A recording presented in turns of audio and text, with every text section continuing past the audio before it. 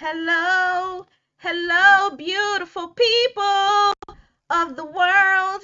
Thank you for joining. Dr. Dale here. You are here once again. Wait, what? What happened creating a new string or just remove the destination from the... Okay, I gotta remove Facebook.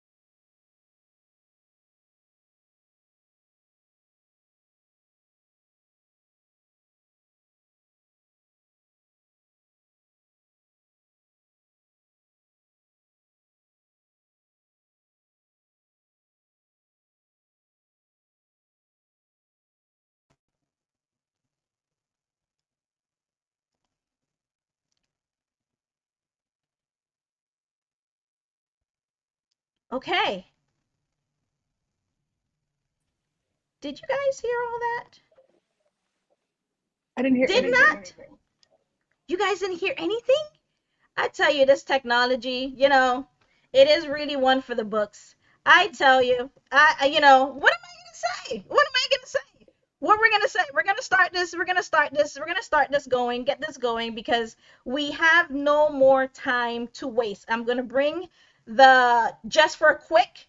This conversation started with me being your host here, having insightful conversation because we are women, empowered women on point. No matter what happens, we pick up the pieces and we give our full force with who we are and being our authentic self, wherever that is, whatever that is, right? I am here to welcome each and every single one of you to this conversation. I am going to start adding these ladies to the stage because, as you know it, technology's been messing with me today, and I'm not going to let them bring me down because we ain't got time for it, right? We're going to continue being great because that's what we do. And I think I have everybody joined. Like I was channeling my England voice. It's going to be hot topics. So let's get the conversation going. I wanted to make sure that you guys know that no matter where you are there. What does that mean? Emotional intelligence, no matter what space you are in, I think, make sure you guys mute yourselves. No matter what space you are in, you are there. So bring all of you, whatever that looks like. Right? And that's why I did my dissertation on emotional intelligence because one thing I know about human beings, they have emotions, they have feelings, they have experiences, and they need to be expressed. And if they're not expressed, stuff happens and we don't want none of those stuff to happen, right? So this conversation today is near and dear to my heart, is near and dear to all of these women's heart that are up here. And so let's just dive right in, and I'm going to kind of have them do an introduction for each one of them and again give you guys a little idea who they are. And I also wanted to say each one of these lovely ladies have been a beacon of inspiration for me. They have poured into me in different areas of my life. And it's been a pleasure connecting with them through networking. And today, they're just here to share their insights, their wisdom, their experiences. And I want to share them with you. So you are welcome. You are welcome. So we can just roundtable it, beautifuls, and kind of jump right in, do your introduction so we can get this conversation going. I'm going to mute myself. Hey everyone, my name is Jeannie Helmy. I am a doctorally prepared nurse practitioner. My focus is family, but my passion is hospice and palliative care. Hi, everyone. My name is Farrah Lane. So I wear a lot of hats, but professionally, I am an employee experience consultant. But as an entrepreneur, I do own a company called She Makes No Excuses. And I authored a planner to help women manifest their dream life and become the best version of themselves. So, hi, hola, bonjour, konnichiwa. I am the Dr. Chayla Shemiki. I am the travel doc. I've been in, visited, lived in, done research in over 100 countries. And so now what I love to do is help take women of color abroad. And whether you're traveling solo or with a group, don't be afraid. Don't wait for your friends to have the money. Listen, don't wait for somebody else to have time off work. Recapture the passion, purpose, and joy that you're missing in your life. So I'm Dr. Chayla. Hey everyone, it's Mindy, your Rhino Esteem Coach here, and I empower young people and young women to walk in their courage and stand up to their fears with creative practices. I help you uncover your self esteem, and I want you to be able to have the courage to walk in your purpose without fear of judgment. When you get overwhelmed or when you feel anxious or when you feel depressed, I believe that having that self-confidence can be the remedy so that you can be that best possible version of yourself. And I'm a painter and an artist myself, and I've been an art teacher for the past 24 years. And I feel like that experience has given me a special insight into these creative practices that help increase your self-esteem.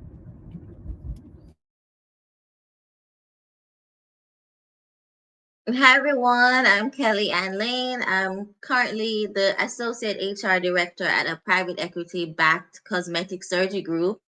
In general, I'm very passionate about helping people to identify their passion and incorporate their passion into their work life. So for me, I love what I do every day, and I want everyone to have that feeling every day at work. Hi, everyone. My name is Goretti Dunker Joseph. I'm currently the Director of Total Rewards at an advertising technology software and services company. And, one thing that I address in my daily work is just equity in pay and employee benefits across the board, especially looking at segments like women, minorities, people of color. These are all very important topics in the workplace. So just happy to be here with all these lovely, accomplished ladies on the panel today. Thank you, Dale, for having me. Absolutely. So, don't you guys believe what? See what I told you guys? With all of the experiences, all that they have done, and that's just a synopsis, just a little peek of what and who they are. So, get ready to be informed, to be motivated, to be inspired, to be encouraged, to be enriched, to be transformed, enlightened, which can lead you to your next. What's your next? I don't know. That's up to you to decide. Remember, this is not a monologue. This is a dialogue. So I welcome the conversation. I welcome your thoughts, your questions. Let these ladies know you got love for them. Let them know what's up. So we're going to just jump right in with our very first hot. I'm coming out the gate hot. So anybody we're going to hot potato this. Who wants the hot potato? You don't have to, of course, share on everything, but you're welcome to.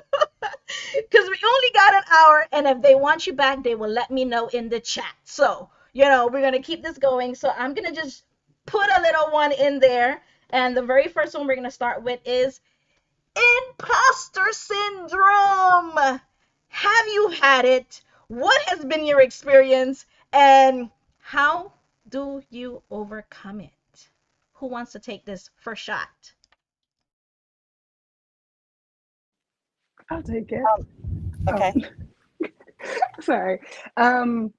Yes, imposter syndrome is very, very real.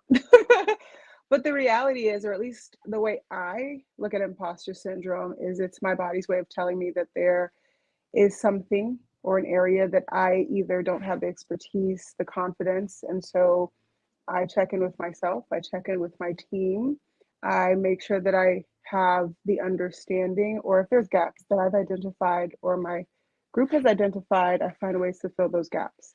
Um, I think more often than not, we expect to go from novice to expert, forgetting that it's a journey.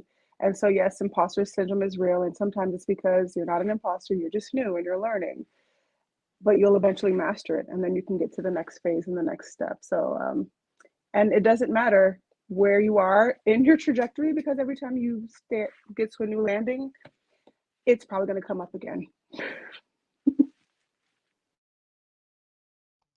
100%.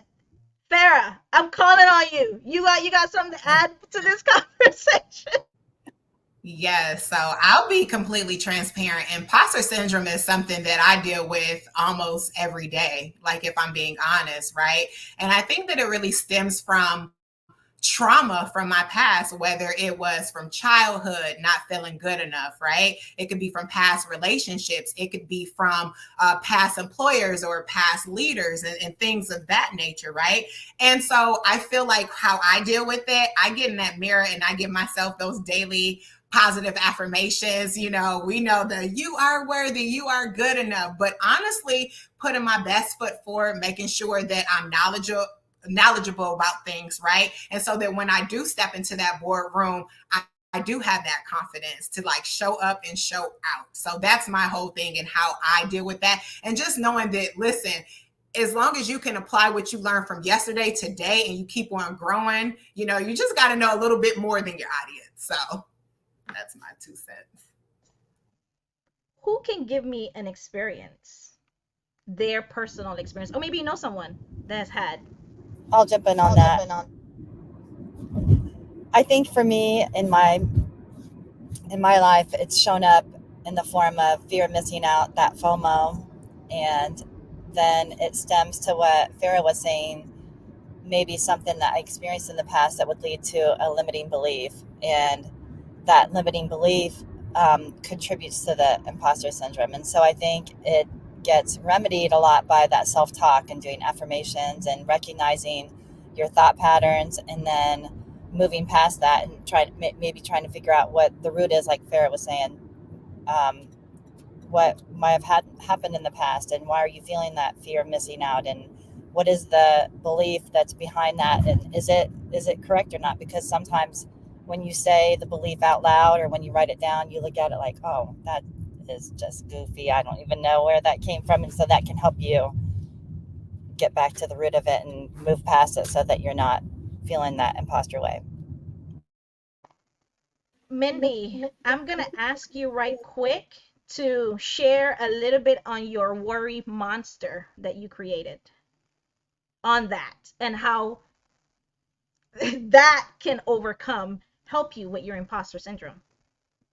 Just a minute, Mindy. Just a minute. Okay, just a minute. Well, first I have to give credit to my coach, Dale, not Dr. Dale, and now his last name is escaping me.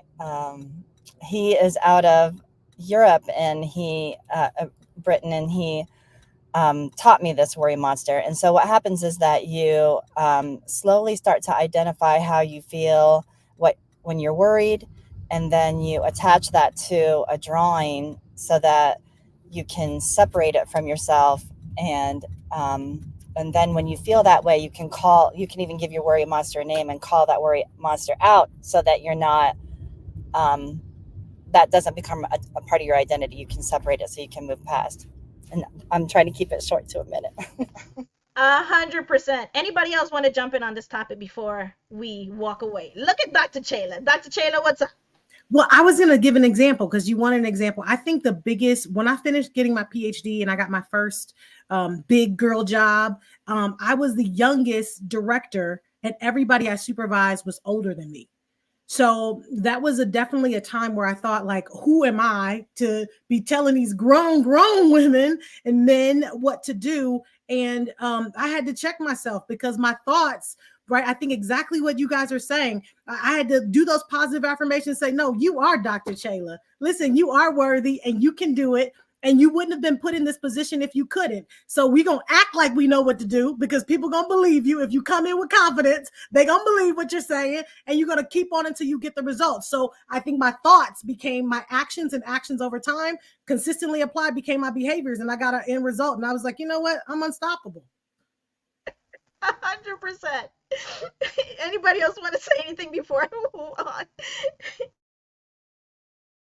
Sure. I want to make sure I'm not. Okay. So I want to say, jumping on that, I remember I was in just when I got my doctorate in March of last year. I had my coach, and I think she was in the Tina, one of my mentors, and she mentioned to me, hey, you're a doctor?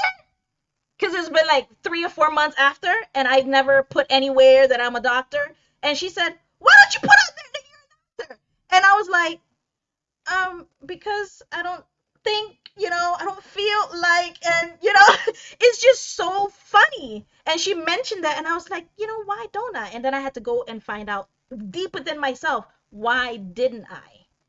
Did I feel like I wasn't, like, ready to be and do and say? You know what I mean? So I wanted to share that. What do you guys think? Anything else before we leave this topic? I just want to say too, it's lonely being the only one at the table, if you know what I mean, right? Because I feel like at the beginning of my career, that I had imposter syndrome real bad, because I was one of the youngest women of color sitting at the table, and like what she said, I'm young. Why do they want to listen to me? So I had to tell myself, listen, you got hired for a reason. So you go in there with conviction and they will listen. So, yeah. Yes, yes. Oh my goodness. So we're gonna move right along. This is good, man. You guys are better than. Can I just say that? You're like, how dare you? How dare you? Yeah, you guys are much better. Okay, this is great. So number two, microaggression. Microaggression. We tend to give these big words like meaning, and they're like, what is that? That's, and you don't even know that it applies to how you are showing up in the workplace and the different experiences and what people are saying to you and what you didn't think was a sly, but it was a sly. Microaggressions are simply everyday sly insults, put downs that people say that you don't even realize, like that it is, man, did what, he just said that. I have an example. One of my supervisors, he always used to say, we were being meetings and the women are speaking about whatever topic, and we're around this big boardroom and they're talking, and every single time a woman would speak and say something about whatever topic she was passionate about, even myself, he would say, oh, stop, you're being too emotional, just calm down. But I realized that he didn't do that with men. When they got to speak their piece and say whatever they wanted to say and how hard they were going in on whatever they want, their stance was on whatever topic, he didn't say it to them. So one day I checked him, of course, right place, right time, right? And I said, hey, why did you say this? Why do you always say this when such and such a person speak? Even me. What did you mean by it? And I kind of fact find a little bit and figure out. He's like, oh, I didn't mean to such and such. I said, well, every time you say it, this is how it makes me feel, and I would appreciate it if you don't say it again. Because in reality, what you're saying is what I have to say. It's not valid. I have nothing to contribute to this conversation, and that's not true, right? And he was like, right. That's a great conversation how that ended. It doesn't usually go that way. Anybody want to add to that? Yeah, I would add to that. I would say like, this happens. It's a real thing. It happens every day, especially for people of color, women. If we're the minority in the room, right? Sometimes like they don't speak our language, right? And they're going to say things that are offensive for lack of understanding. I would say the way to best address this is, not to stay silent. If there is something that is bothering you, I would make it known to that person, obviously in a professional, respectful way. Ask them to really clarify, like, what did you mean by that? And like let them come to the conclusion on why that's offensive. Like it's not our job to explain that to them. Like they should own their statements. And I would say if it's something that's really like perpetual in your organization or wherever it is that you work, I would bring it to the appropriate parties. If you need to speak to HR, I would bring that to them. I wouldn't stay silent about it and let it bother you because it's something that's going to impede you from being your best self at work. So if that means reaching out to HR, reaching out to your manager, whoever it is that can rally behind you and correct the issue, I would definitely encourage you to do that. And also take some time just to, take care of yourself, take care of your own like mental health, make sure that you're doing good if you're dealing with like a hostile situation. So, find allies, join an ERG at work if you have one available, and share your experiences because it's likely that someone else has also experienced the same and you can kind of share in that and help to support one another. But microaggressions are real. We shouldn't stay silent about them. We should definitely, if something makes you uncomfortable, make that known to that individual who's making the statement, and also escalate it to the appropriate parties if you feel like it's necessary. Yeah. I like to piggyback on that because this is something like as a DE&I practitioner. So I try to always assume positive intent. And I try to assume, okay, they're not trying to, make me upset or whatever, right? So one of the things that I'm sure we have all heard, oh, wow, you're so articulate. what does that mean? Like we all have degrees, like we all, and so things like that are, oh my gosh, you switched your hair. Can I touch your hair? So there's a lot of different things that I think that they don't even understand what they're doing to you. So I feel like those are teachable moments.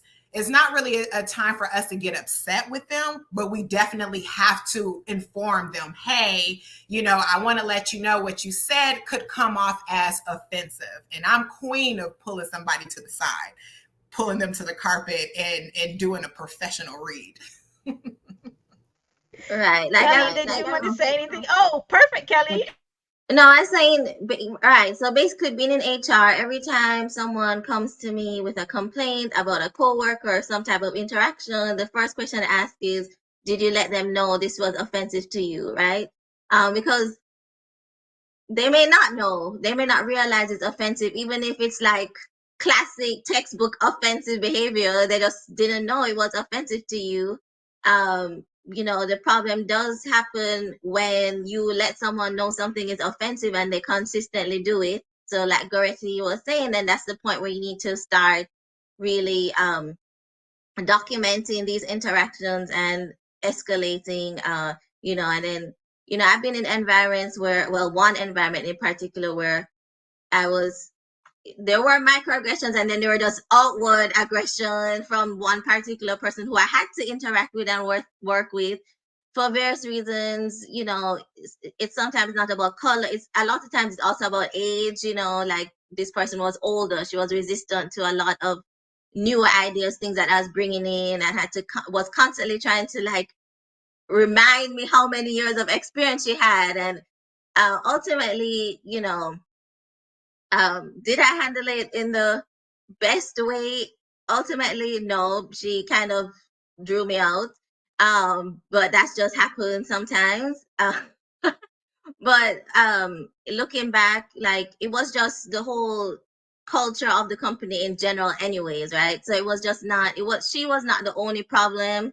There was leadership that they didn't know how to deal with it. They didn't know how to manage it. So, I had to just make a decision to distance myself from that and leave, because it's just not worth it. Like there's so many options. It's just not worth it to work somewhere where the culture does not align with your values and how you see the world. It's just not it. Since I've left there, like I've not had any of those issues. Like I've prioritized working at places where people are kind. I always tell them like no one is dying in any of the, like, some people, we don't work at a hospital, like nobody's dying here. Like we can always work through things. Nobody's dying. Let's just be kind, give each other grace. And so it's a lot of times the microaggressions can just be outward aggression as well. So you need to really be vigilant and always advocate for yourself. So. Can I jump in real quick? Please, So because Kelly said a whole, she touched on so many things. Yes. I was like, I'm amening and clapping and snapping to everything she just said. And I think that the other person that was saying to make sure you take care of your mental health, because I think that when you're in toxic environments, if it's just one person, okay, but there are toxic environmental cultures that are not conducive to your health and success. And so therefore you need to leave, you need to depart. It's not just a conversation where you're pulling somebody to the side or you're constantly doing that or constantly fighting. I've definitely been in spaces where you feel like I am fatigued from having these conversations. And then when I get home, I'm irritated. I'm not the best wife, mother, sister. I'm kicking the dog. Okay, not really. Don't call Pete on me. But people, these are the things that happen and people don't realize that dis-ease in your soul. I say that's disease, right? And I feel like you have to do something about that to address it, to protect your own mental and emotional health. So kudos for you for finding and prioritizing a company and not being afraid to leave, because sometimes it's just not worth it. Yeah, I definitely don't have a leaving problem. Like the people who know me on this panel know I don't have a leaving problem. I leave. I learned leaving from Kelly. I learned. I said, "But Kelly, you just started." She's like, "So I got to do what I got." I said, "Oh, just like that." I said, "Okay," and that started. I learned that from Kelly, and it's a real thing. you got to evaluate that for yourself. I had a gentleman that reached out to me that worked at a previous company, and he said, "You treated me so well, or you engaged with me, you made me feel comfortable. I felt like I wanted to reach out to you and ask you. I started this job. I've been here 4 or 5 months. The boss is like this, and this." And that was one of the first questions. I said, "Did you address it with him? Did you tell him? Did you share your feelings?" He said, "Yes, but he keeps on apologizing, and the very next day he does it again, just like we never had a conversation." And I said, "You've been doing this for how long?" He said, "For I've been here 6 months, 3 months. For the past 3 months, it's been the same thing." I said, "Okay, well, did you try taking it to HR up the ladder?" He said, "I did, and they're on his side because he's been there forever." So they leave him there, right? And I was like, "Oh my gosh." I said, "Well, it sounds like it's time for you to leave." He's like, "But I just started. I don't want it to look on my resume." You see how the notion and the ideas, like, anybody want to jump in on that before we leave this conversation? So I actually, I like to work, and there was a period where I was transitioning jobs, and I actually remember a recruiter telling me that because now all of the jobs were concurrent, but because of the number that I had on my resume, that it did not look good. Um, but at the end of the day, I I learned early on because I've always been the outlier. I've got locks, I've got tattoos. If you know me well, I am dancing. I fortunately or unfortunately will break into song in the middle of a conversation with a patient. I'm not the norm. I don't fit in. And so a lot of times what you realize is status quo average is just whatever whoever you're around. As you move through different circles, the average changes. And so I can choose the greatest power that any person will learn, but if you're talking about employee or professional, is just like someone can term you for 90 days without cause, you also have that right. And just if you're truly concerned, I've also the philosophy that if it wasn't impactful, then I don't have to put it on my resume because really and truly, what were these 3 months? It's like dating in the professional arena. I mean, let's get to know each other. If it works, it works. If it doesn't, thank you for the opportunity. But everything is a lesson, not just professionally, but also as you establish those professional boundaries of what you will and will not accept, what is negotiable and not negotiable. Um, I'm not going to sacrifice myself or my family for anything. So Just one more thing, and Yeah. you have to have us, you have to be able to tell your story. Why are you looking to leave this company? Why are you looking for another opportunity? And I always say to people, okay, yes, I was here for a short time, but there's no one that can say I did not add value. Whether I was there 2 days, one day, I was adding value through as I came through the door. So you know that you bring your skills, you solve problems, you know what you bring to the table, so you just need to always be confident in that when you're when you're talking to a potential employer, like, these are the things I can fix. Like, at the end of the day, like, this is the type of world we're in. People are getting laid off left, right, and center. Like, there's no stability. So you need to be able to go out and get the work environment that you want. Be always ready to move to your next opportunity. Always have your resume ready. Always have your LinkedIn updated. Like, always be showing how you're adding value, and make sure you document and can call on specific situations when you added value, how you add value, what did you do to add value to create change, whatever you do. But, like, that's what I always tell people. Like, no matter, I always have good relationships with the companies that I leave, because nobody can say, oh, she did not add value or did not do what you said she was going to do, because I'm big on doing what I say I'm going to do, right? So I held up my part, you didn't, so I'm out. I just want to piggyback off that too. Yeah. Also, the fact that, right, like you said, jobs, there's like a 90-day probationary period, right? And then you see the whole, oh, we're like a family. Your job is not your family, period. Your job is not your family, because when business needs come up and when they have to do the layoffs, I was a product of a layoff at another company. It doesn't matter what value you brought, what programs you created, you're out of there. You know what I mean? So we have to put ourselves first. If you are in a toxic environment, leave. You know, if a better opportunity comes that's more aligned with where you're trying to go, okay, thank you for this opportunity. I'm going to go this route. And we can't feel bad about it because they would do it to us. Dr. Chaina, you want one more before we jump? Yeah, I just had to because she just hit a nerve. That was good. I mean, I think that like for me, one of the things that someone gave me advice a long time ago is they said, always be aware of your season and don't let your season pass you by.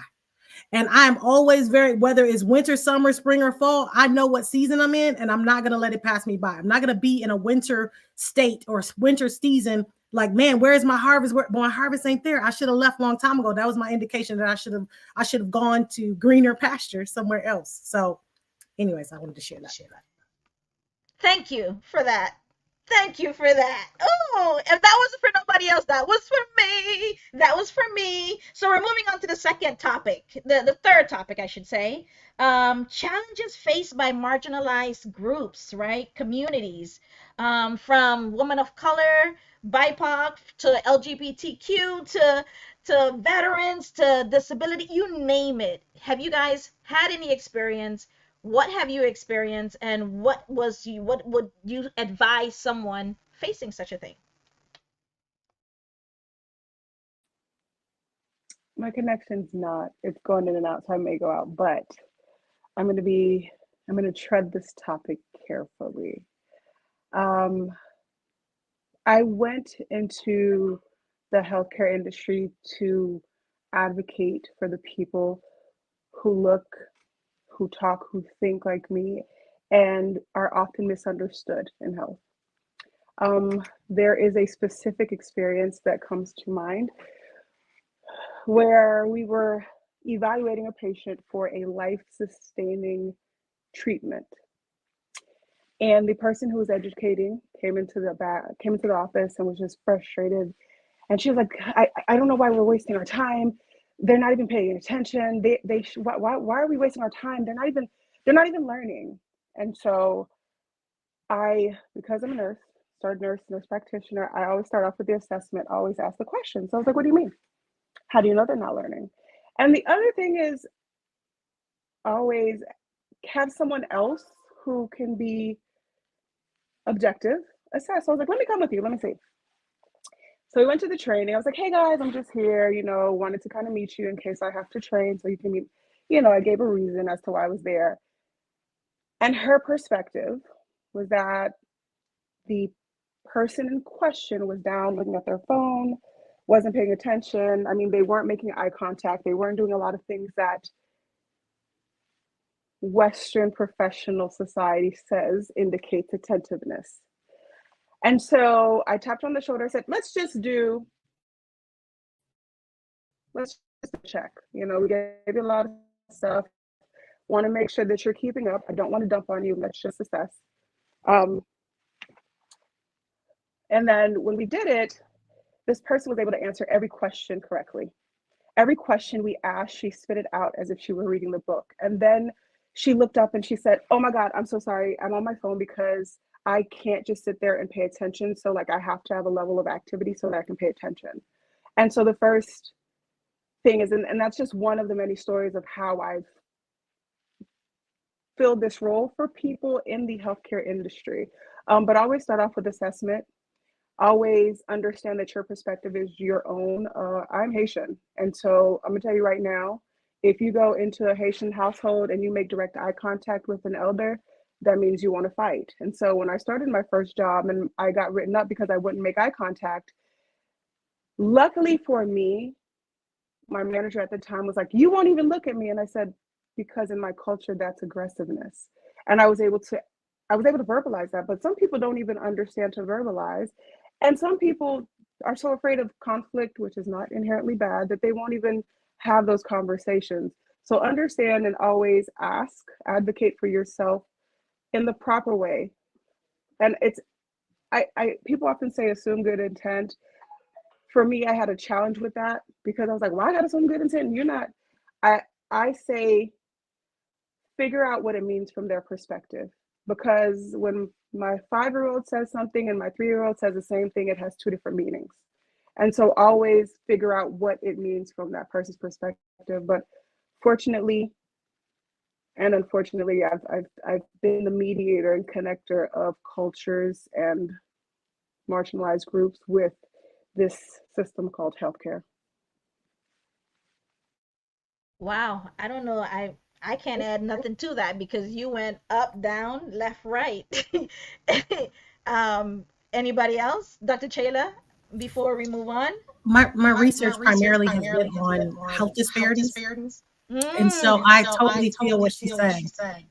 I actually used to supervise a group of health promoters. And I remember one time we were doing diabetes education awareness, community outreach, and they were doing at home visits. And one of the health promoters was like, Shayla, I went to this lady's house. I'm telling her she has diabetes. And she's like, I don't have diabetes. And she's fighting with this lady about, I don't have diabetes in Jesus' name.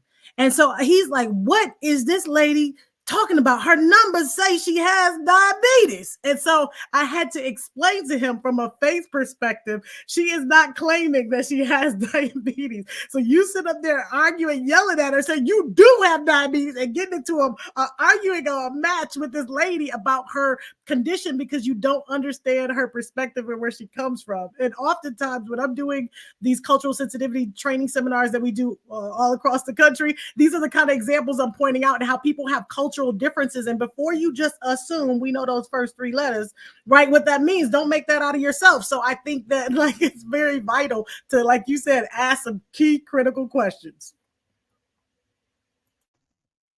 Ah,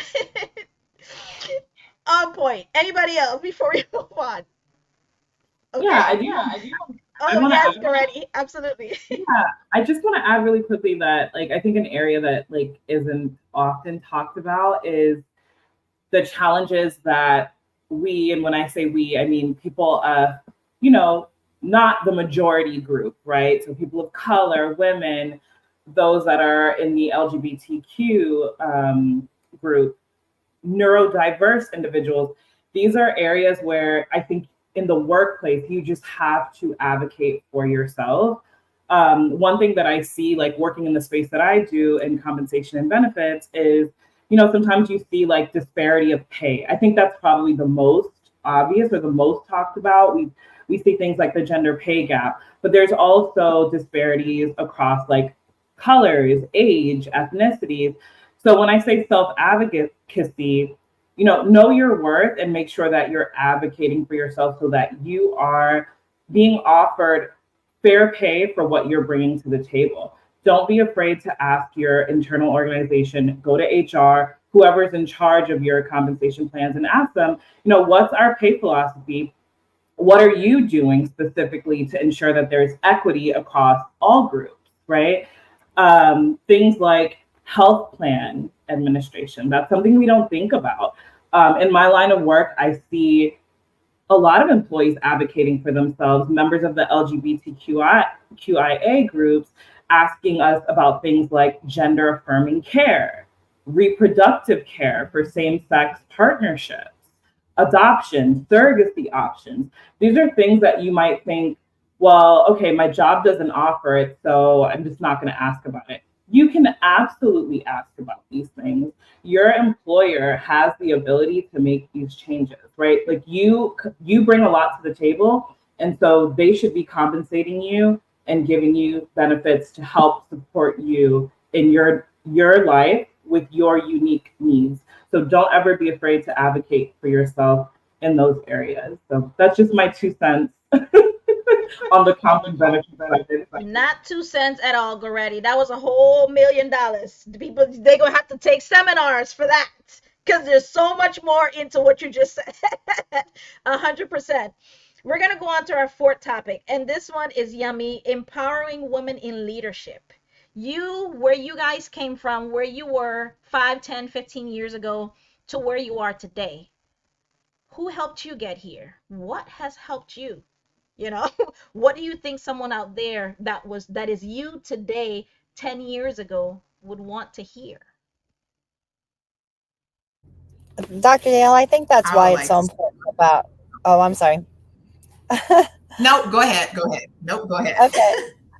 What you were saying at the beginning about leaving and knowing your season, because I think that's how you elevate and get to a better position is by knowing what your season is and taking that step to move when you feel like it's necessary, and then recognizing what the facts are, that you do have these skills and talents and abilities, and those are the facts regardless of what your feelings are, and that it's not ever in your benefit to be offended, but it is in your benefit to advocate for yourself and to recognize what the feelings are and what the facts are, and to move according to what those are. And so I think in terms of elevation, you have to be really careful about what who your circle is. And I think I can't remember who said it earlier, that your workplace is not your family, and that you may have some That was fair.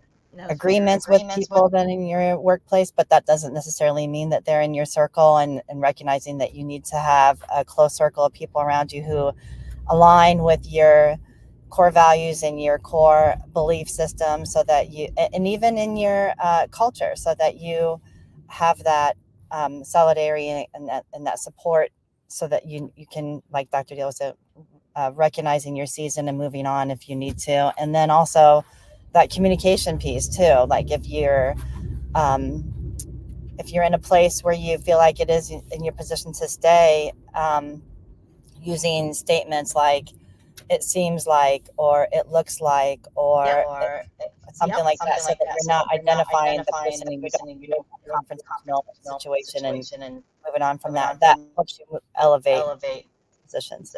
Yep. That was me all day. Farah, I'm coming back to you. What's up? Oh, this topic right here. So, number one, I feel like it starts with allyship, right? That is huge, especially amongst women. We are the ones that are always catty.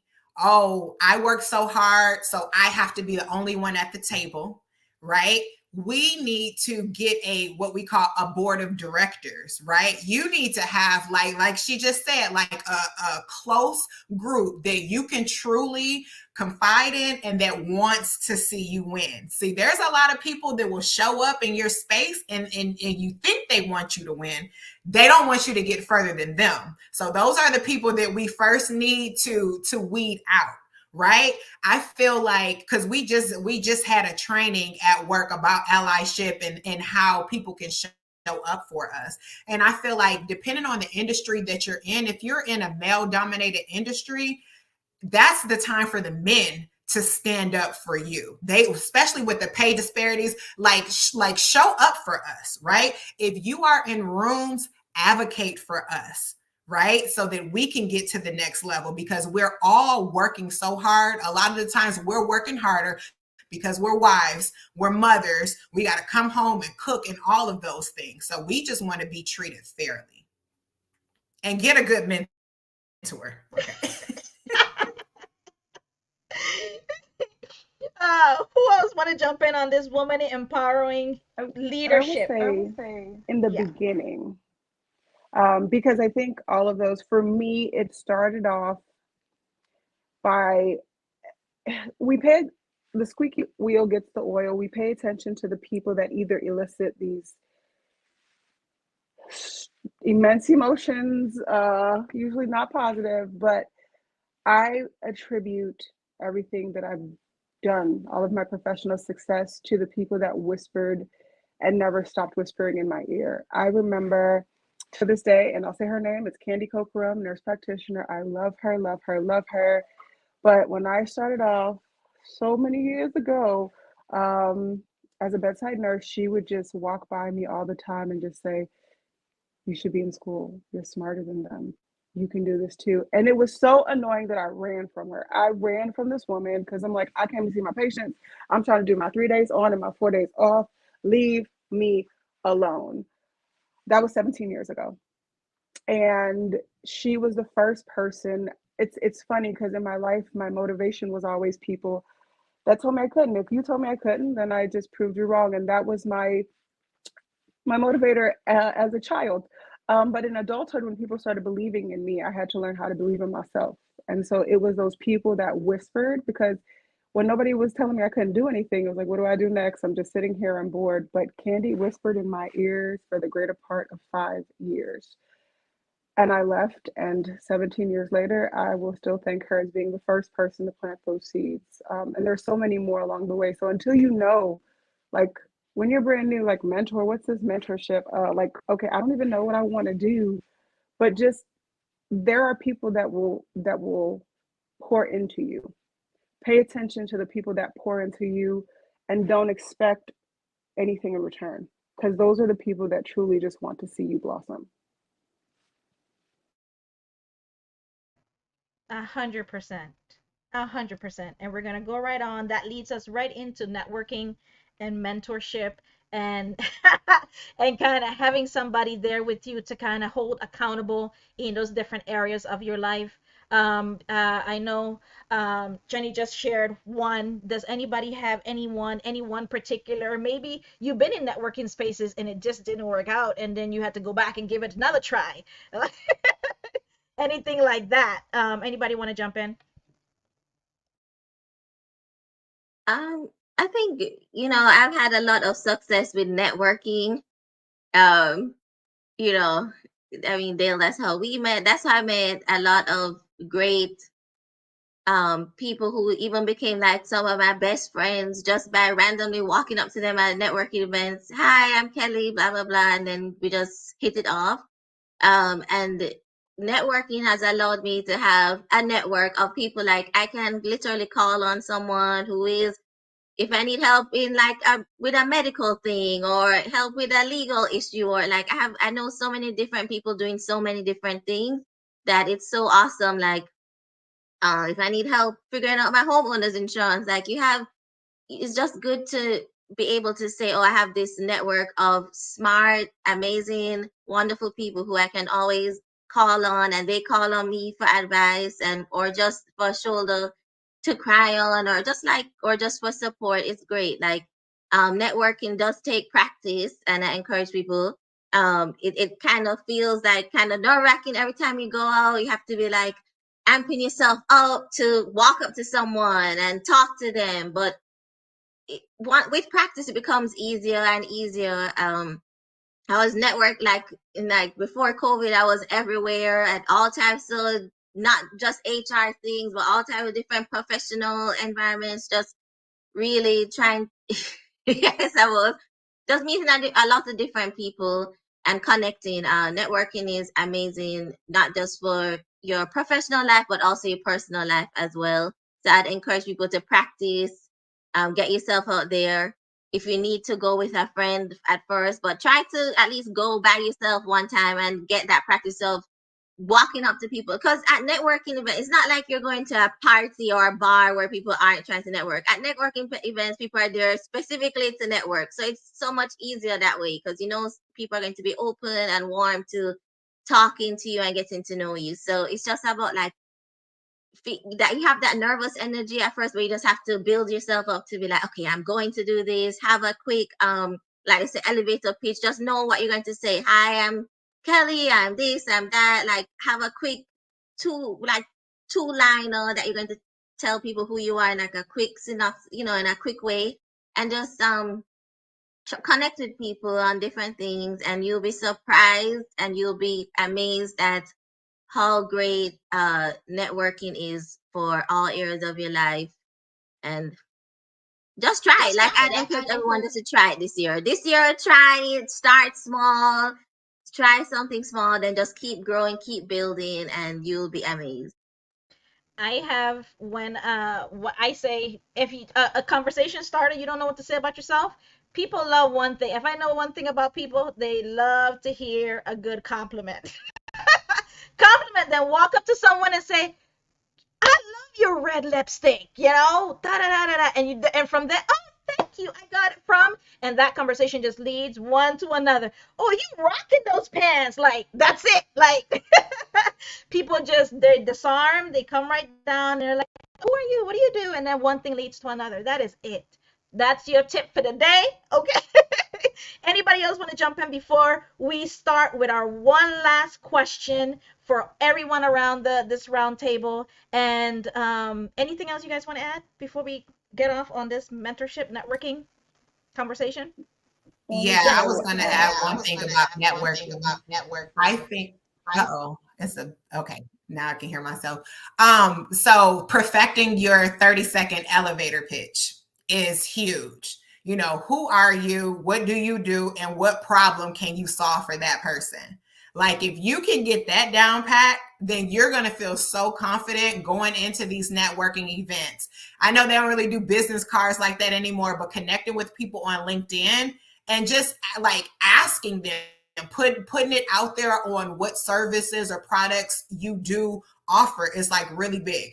It's nothing that gives me more joy than referring somebody out. Like, you know, I know people that do all types of stuff. And if I find somebody that they have a need for something, I'm going through my phone, and I am never a gatekeeper. I want to help people. You know, so I think that we need to get better at that, like not worrying about receiving anything back, but just really truly wanting to help people. Jenny, you wanted to say something? The only thing I wanted to add is sometimes we have like assigned mentors. Find a positive. Just your approach, find a positive. You won't throw, if there's one thing, if you get a plate full of food and you like that one thing, you don't throw away the whole plate. You just go back for seconds of that one thing. We have outfits. This summer outfit is cute, but you won't wear it in the winter if we go back to seasons. You don't throw it away, you just save it for the season.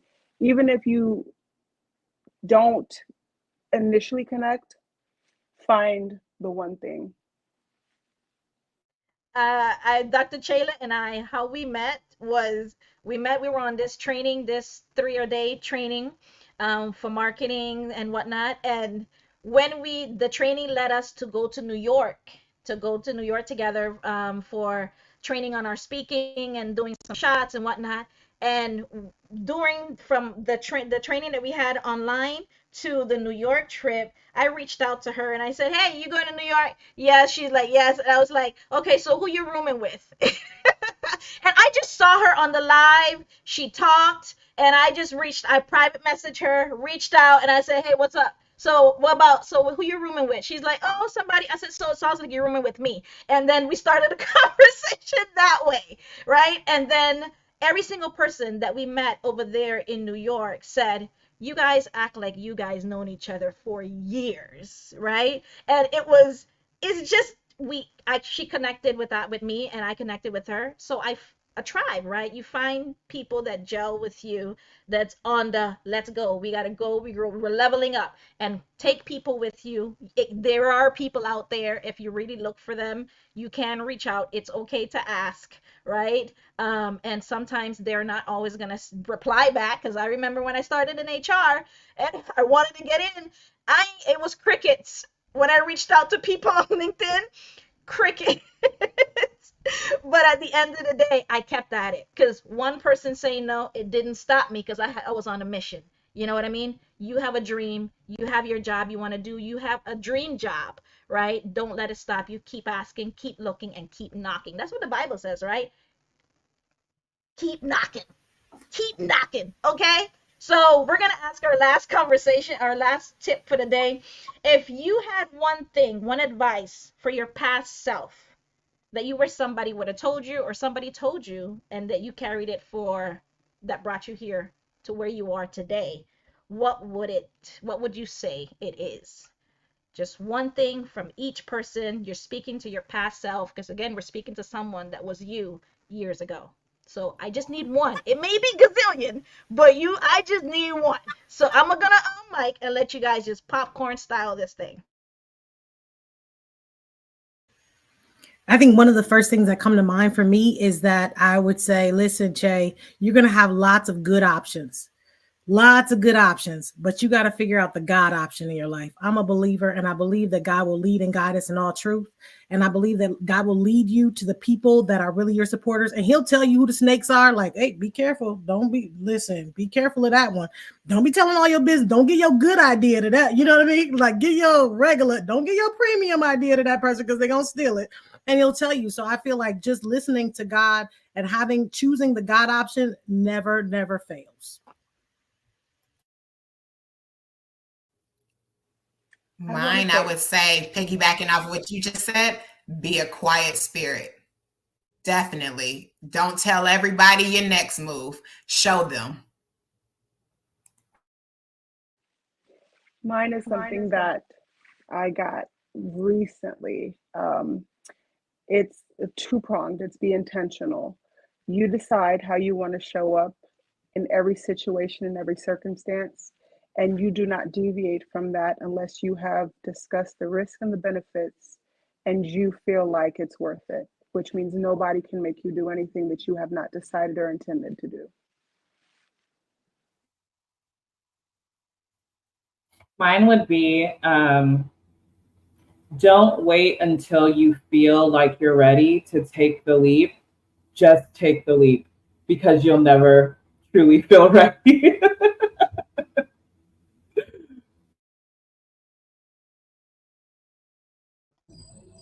I feel like mine would be something I already said too. It's not ever in your best interest to be offended. And I think that and I have always had trouble with criticism and being vulnerable. And I think that there are huge benefits in getting constructive feedback and then also hearing from other people. And so being able to communicate like that without being offended, I think is a great um, piece of advice I wish I would have had when I was younger. And I wouldn't have spent so much time, I think, as a wallflower kind of hidden in the back because of that. Kelly, I think you're the last one. I know the last one. I would say, looking back, I would tell my younger self, even though I would tell my younger self not to worry so much. Like, it will happen. It will, just keep doing the work. It will happen. Don't worry so much about getting to the next level, blah, But then I feel like the worry pushed me to do better. So I don't know. But I feel like I also worried a bit too much, right? Like, I spent too much time up at night worrying about my next move. So, yes, I would say don't worry so much. Just keep doing the work and you will reap the rewards. Because I do meet a lot of younger people who are like 10 years younger than me, and they're in the same mind space that I was back then. And they're just like, I just want to be successful. I just want to be here. I just want to have this. And I'm like, it will happen. Just keep putting in the work. I see the future. I see you're where you need to be. You're putting in the work. You're going to get there. But it's just, I guess it's just something that we all go through. But I would love to tell myself, stop worrying so much. And I think as I get older and I've seen things unfold, like I'm worrying less about the future and just more looking forward to the future.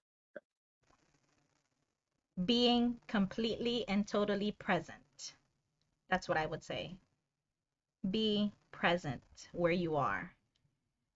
Wherever, whatever space you're in, soak it up, eat it up, engage, be there 100%. Whether you're at home, with the family, whether you're at the job, in that meeting, be there, and do not forget that you are the most important thing, most important person in your life. If you don't put on your mask and take care of yourself, nobody else can do that for you. Nobody else can. They can try, but you may not like how they put it on and when they put it on. So it's best that you do it yourself. And it's going to be so much sweeter, so much better. This was an awesome conversation. Ladies, do not exit out, because when you guys exit out, then I'll put you guys back on the back end. And thank you so much. Thank you guys for being here. Thank you for your comments. Thank you for sharing. And I want to say, how I end my weeklies every week is, I say, who you are, where you are, think of peace. Think of no worry. To Kelly's point, think of floating like a feather in the air. Think of tomorrow, and tomorrow is all right, and tomorrow will come. Think of being completely open and being your naked self. Think of giving yourself love, because that's what that is. It's love. Love for yourself and who you are and all that you are and all that you're becoming. Because where you are today, oh, it's nowhere near where you're going to be in the future. So I thank you guys for joining. I'll see you guys next week for a new month, April. So thank you, ladies. This was an amazing conversation. I cannot wait because it sounds like I'm hearing somebody ringing in my ear saying we're going to do this on a monthly basis. I don't know. I don't know. I don't know. So the conversation was that it's definitely an hour was not enough. So thank you guys so much, and bye. So